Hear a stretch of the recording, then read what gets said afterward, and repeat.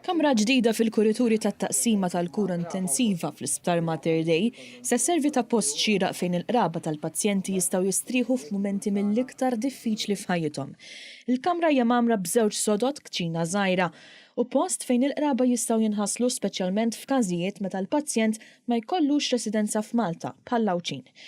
Il-Kamra li ġiet inawgurata fil-preżenza tad-Deputat Prim Ministru Chris Fearn issemmi tal-Drew Abela, ġuvni li ħalla din id-dinja f'Ġunju ta' sentejn ilu fl-età ta' 20 sena. Madankollu huwa għadu jgħix fi 8 persuni oħra permezz ta' donazzjoni tal-organi.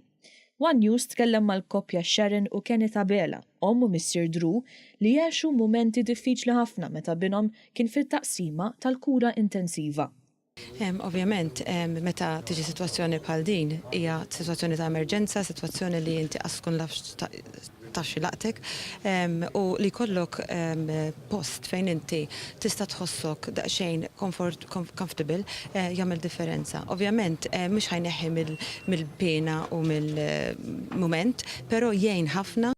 Kenneth, Mr. Drew, stqar li qed jaħdmu qatih fuq inizjattivi bħal dawn permezz tal-Fondazzjoni Life After Drew u stqar li jinsabu gburin li isem binhom se jibqa' mnaqqax f'kamra li tista' ġġib ftit ferħ bħalma kien jagħmel binhom kull fejn ikun.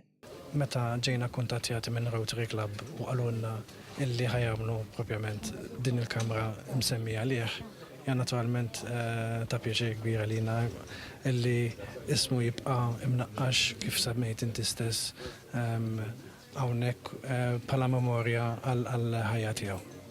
Is-Sur Brian Sullivan, President tar-Rotary Club La Vallette, qal bi kburija kif fi żmien sena minn dun bdiet din l-idea ikkollaboraw mal-Isptar Mater Dei biex issa tlesta dan il-proġett. Raba ta' minn ikun fl-ITU, ħafna drabi kienu jpoġġu bil-qiegħda fuq potruna, speċjalment xi barrani jew xi għawċi li ma jkollhomx komra fejn mor jistrieħu.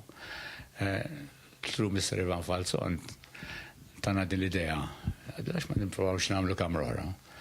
L-idea ġbitti ħafna u żviluppajnija mala kemm jista' jkun u f'dis sena wettaqna dal-proġett.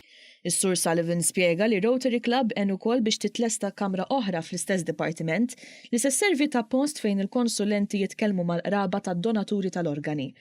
Id-Deputat Prim Ministru u Ministru għas-Saħħa Chris Fearn wera s-sodisfazzjon tlestija ta' dan il-proġett fejn stqar li fil-waqt li jittobba jeċċellaw fis-servizz mediku li jagħtu fl-ITU, inizjattivi bħal dawn huma fundamentali għall-appoġġ morali tal-qraba li jgħaddu minn dawn il-momenti diffiċli.